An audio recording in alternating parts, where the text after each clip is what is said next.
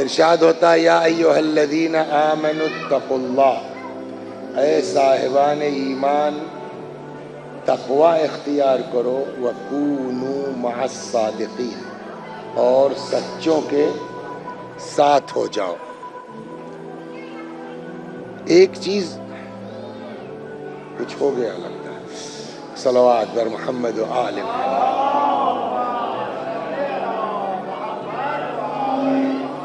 ایک چیز پہلے میں مقدمتاً عرض کر دوں کہ قرآن مجید کا ایک ایک حرف معجزہ ہے، ایک ایک آیت معجزہ ہے، زبر زیر معجزہ ہے، حتیٰ تقدیم و تاخیر معجزہ ہے۔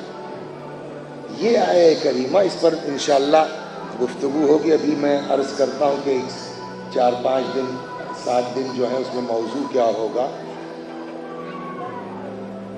یا ایھا الذین آمنوا، اے صاحبان ایمان، اتقوا اللہ، تقوی اختیار کرو، وکونوا مع الصادقین، اور سچوں کے ساتھ ہو جاؤ۔ آپ مومنین کے درمیان یہ بتانے کی ضرورت نہیں ہے کہ سچوں سے مراد کون ہے۔ مباہلہ اس بات کی جو ہے گواہی دے رہا ہے کہ سچوں سے مراد کون ہے۔ ایک چیز جو ہم یہاں عرض کرنا چاہتے ہیں کہ قرآن مجید کیا اس آیت کو اس طرح نہیں کہہ سکتا تھا یا ایھا الذین آمنوا کونوا مع الصادقین واتقوا اللہ؟ کیا فرق ہو جاتا معنی میں؟ اے صاحبان ایمان سچوں کے ساتھ ہو جاؤ اور تقوی اختیار کرو۔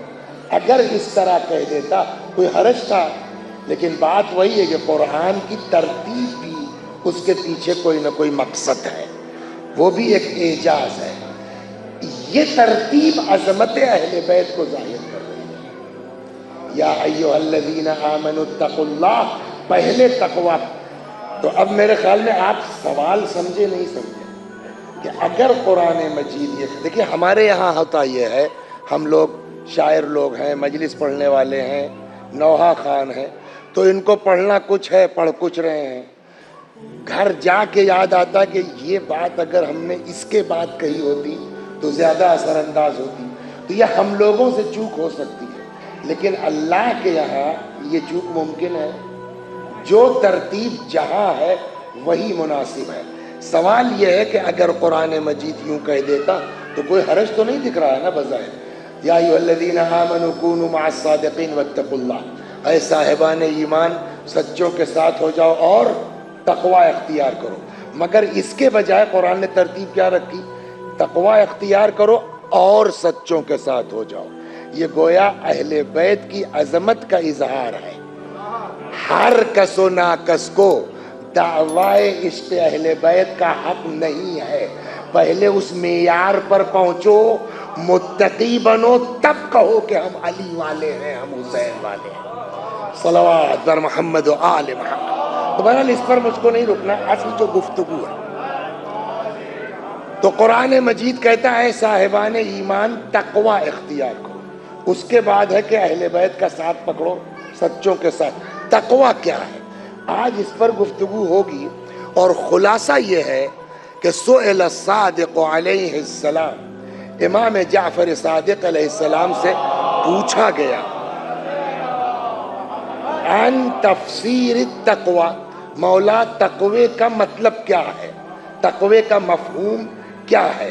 یہاں پر حضرت نے فرمایا فقال اللہ یفقدک حیث امرک، تمہارا اللہ تم کو وہاں سے غائب نہ پائے جہاں رہنے کا حکم دیا ہے، ولا یراک حیث نہاک، اور وہاں نہ دیکھے جہاں سے منع کیا ہے۔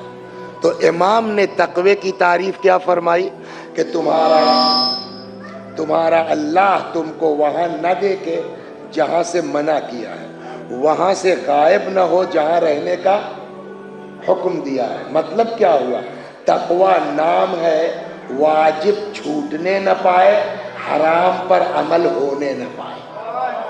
تو اب یہ امام کے فرمان کے مطابق کیا ہوا؟ تقوی یہ ہے کہ واجب چھوٹنے نہ پائے اور حرام پر عمل ہونے نہ پائے، یہ ہے تقوی۔ اور اگر یہ نہیں ہے تو قرآن مجید کہتا ہے ہم کوئی عمل آپ کا قبول نہیں کریں گے۔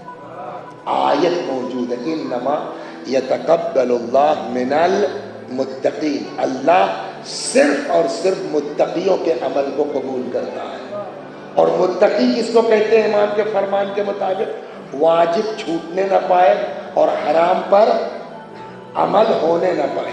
تو مین چیز ہے آپ مستحب نہیں کریں وہ چلے گا، لیکن واجب نہ چھوٹنے پائے۔ مکروہ پر عمل کر لیا کوئی بات نہیں ہے، مگر حرام پر عمل نہیں ہونا چاہیے۔